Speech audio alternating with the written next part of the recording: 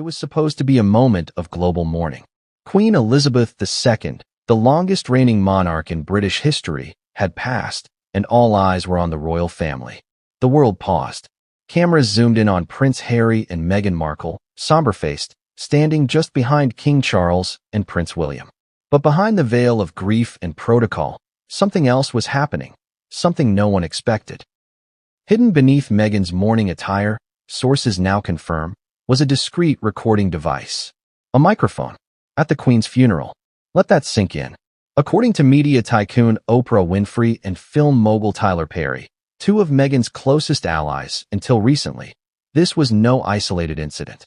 For over a year, Meghan had allegedly been recording private royal conversations, some of them deeply sensitive, others downright explosive. Before we continue, please hit the like button, subscribe to the channel, and turn on the notification bell for updates. And now, the tapes exist. The betrayal is real. The backlash is only beginning. Grab a cup of tea or something stronger, because this story is about to get wild. Tyler Perry and Oprah Winfrey turn the tables. Imagine your closest friends, the ones who flew you across the world, gave you sanctuary, and handed you the stage to tell your truth, suddenly speaking out against you. That's exactly what happened. Tyler Perry, who famously housed Meghan and Harry in his $18 million Beverly Hills mansion after they left the UK, reportedly had no idea Meghan was compiling private audio content for a potential memoir or docuseries, including clips from deeply personal moments they shared in confidence. Even Oprah, who hosted the infamous 2021 bombshell interview, is now said to be distancing herself. This goes beyond speaking your truth. An insider close to Oprah allegedly told the press. This is a betrayal of trust. And for Oprah, who built her empire on connection, vulnerability, and integrity, that betrayal is personal. So why did they speak out now? Because the line was crossed at the Queen's funeral, and there's no coming back from that. But what exactly was recorded? And why? The secret recordings, what Meghan captured, and why? Let's be clear. This isn't just about taking notes for a future autobiography. According to leaked reports from a royal insider who allegedly heard portions of the audio, Meghan's recordings weren't just from formal dinners or staged appearances. They included private conversations between Prince Charles and Prince William, highly sensitive talks about Prince Andrew's scandals, confidential discussions regarding Archie and Lilibet's titles, an emotional post-funeral debrief involving Princess Anne and Camilla, tense whisperings between Harry and William behind the scenes. But the most damning? A conversation between Queen Elizabeth and Harry just months before her death, where the late monarch reportedly pleaded with him to reconcile with his brother, a plea that, sources say, Meghan interrupted and then secretly recorded. Insiders claim Meghan justified it by saying she wanted proof of how the royals treated her and Harry. But was it for protection or profit? From sympathy to scandal, public opinion flips.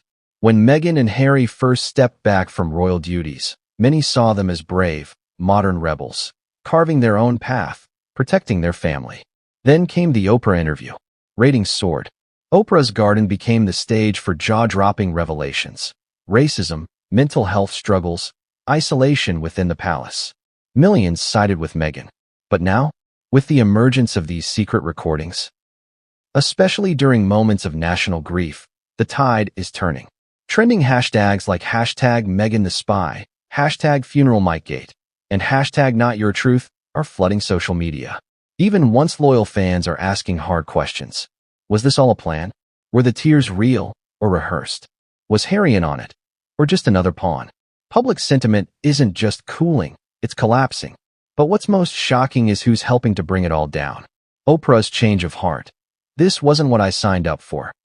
For decades, Oprah has built her brand on empathy, trust, and truth. So when Meghan and Harry approached her for their now iconic 2021 sit-down, she listened with compassion. She gave them a platform. The world watched. The world wept. But now, sources close to Oprah say she feels duped. In a recent behind-the-scenes conversation allegedly leaked by one of her own network producers, Oprah reportedly said, "There's a difference between telling your story and weaponizing everyone else's." Those words sting, but they also reveal the depth of her disillusionment. Oprah is no stranger to controversy, but when the story becomes about exploiting grief, especially the Queen's passing, even she has limits. And the fact that she's speaking out speaks volumes. Tyler Perry's fury. I opened my home. She brought a mic. If Oprah's response was disappointment, Tyler Perry's was rage. According to a former House staffer, Perry found out about Meghan's secret recordings months ago, when audio files she'd stored in cloud backups accidentally synced with his smart home server. Yes, you read that correctly.